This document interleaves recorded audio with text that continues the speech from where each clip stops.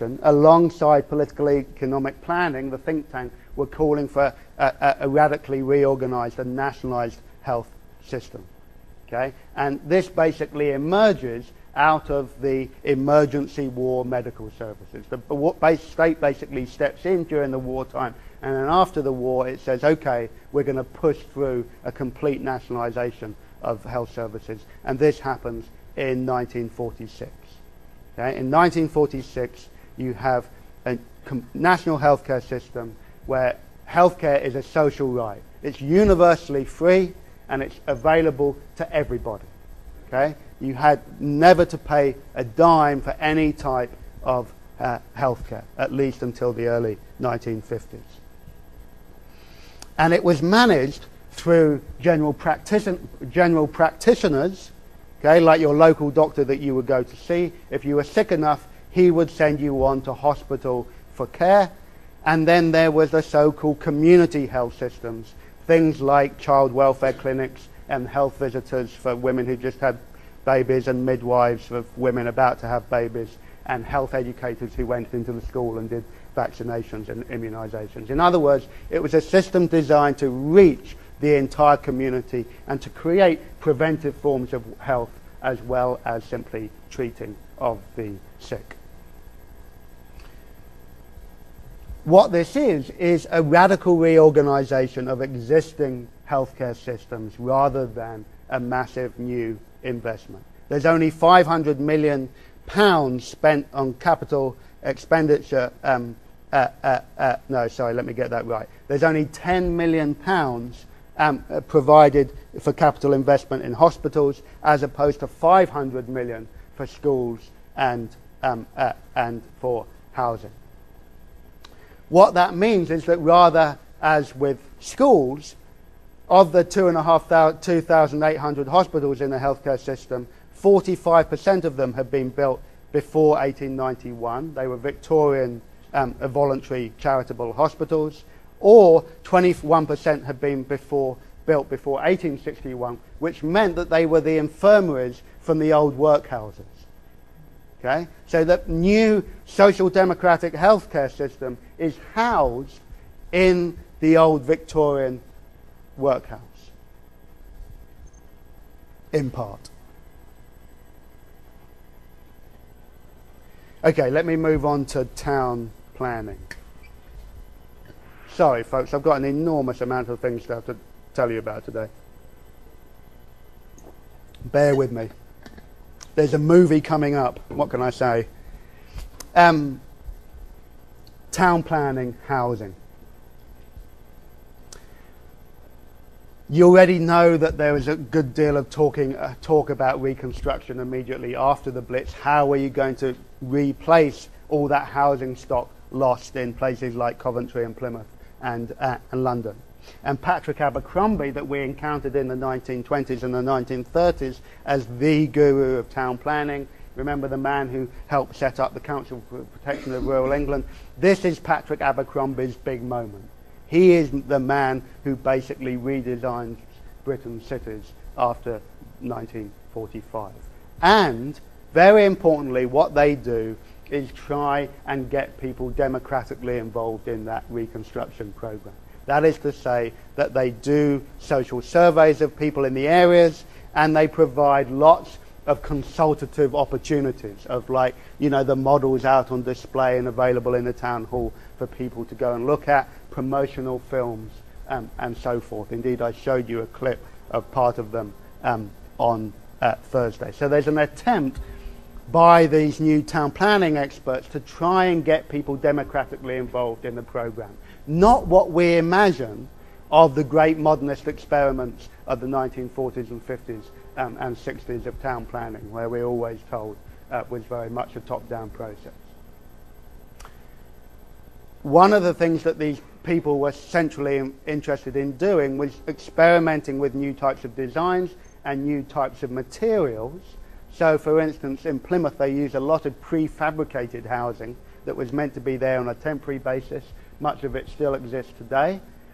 More importantly, and there's actually they set up a ministry called the Experimental Workstation to experiment with lots of different types of construction.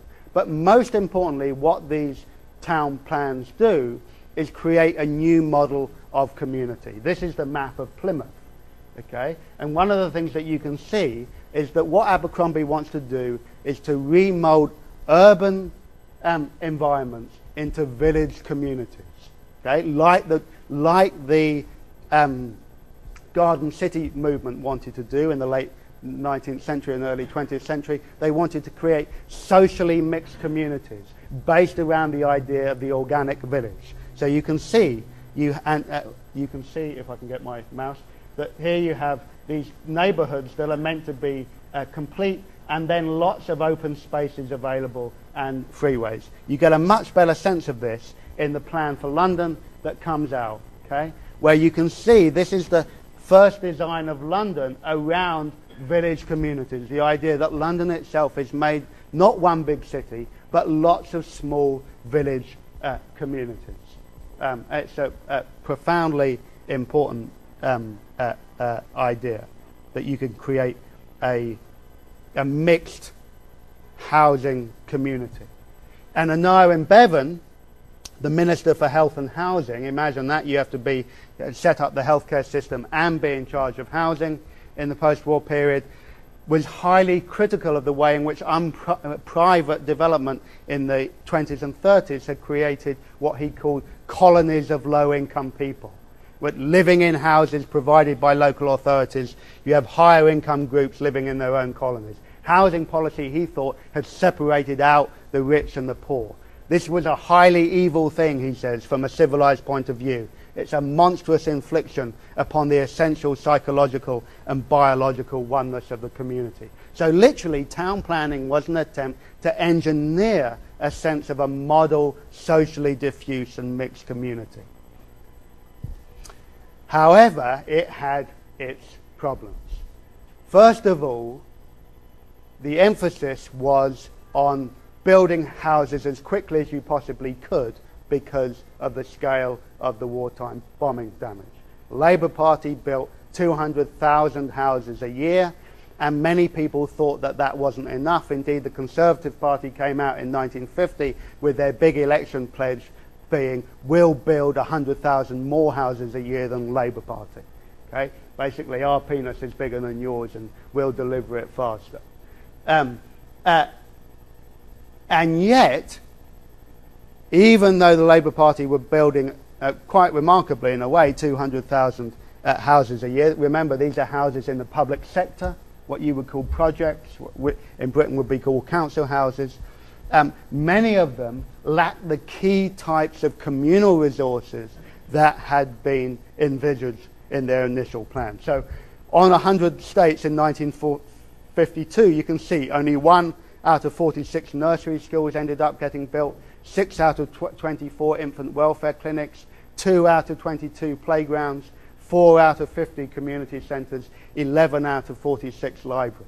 So real cuts and compromises had to be made in terms of the communal infrastructure just to get the houses on the ground. The other thing that they tried to do, again, to emphasize the attempt to democratize this project, was to create an organization known as community associations. Community associations were there to run policy on these housing estates, to get people involved in the management of housing estates themselves. Okay? It was meant to get working class people working together with middle class people. And in fact what happened was that it became very quickly an occasion for sort of middle class do-gooders to take over the running of the estates, and became deeply unpopular with many of the working class residents. It was an experiment that had seemed to many people to fail. Sorry, that was a lot. I bet your hands are hurting. My voice is hurting. Does anyone have any questions about any of that enormous amount of material? Can't believe what I've just dumped upon you all. Yeah.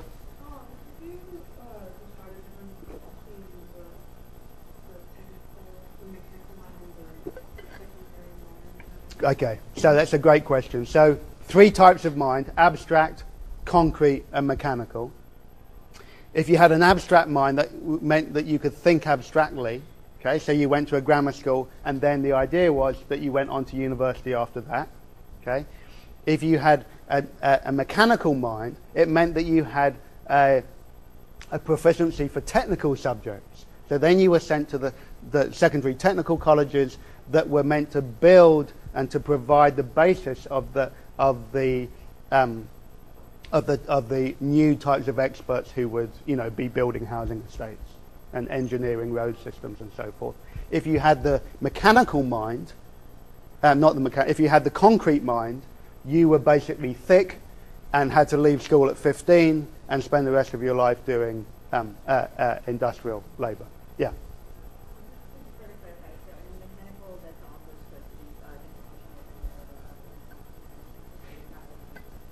Well, that's a great question. Actually, it is actually a mixing. So there's an upper, it would be like a lower middle class type of social position, I think, is the way to describe it. And these are the people who might, who might have some hope of going on to university, but no upper middle class family would dream of having their kid do a technical subject because it just didn't have any social prestige. Yeah.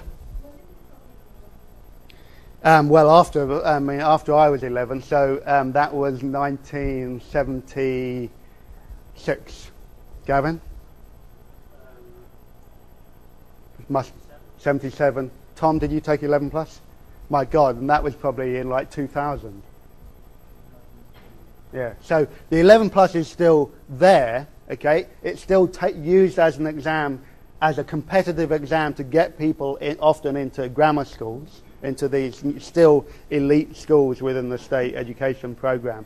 But the direct streaming stopped in 1964, 1965 when they introduced a big educational reform that replaces secondary modern and technical colleges with what became known as the comprehensive school, a school where you could combine a school for thickos who were going to be kicked out at 15 with those who would have some ambition to go on to technical or university education.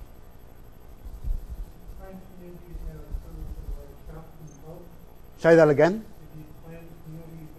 Yes, you can't imagine a British housing estate being built without there being provision for a pub, surely.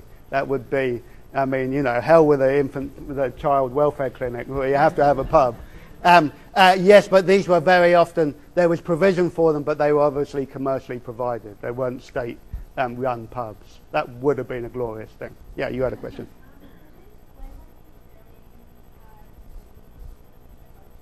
Say that again. For the healthcare, I was saying before the war, before the war was nationalised, before the health system was nationalised after the war, you had a system that was based of charitable hospitals, okay, workhouse infirmaries, and insurance schemes.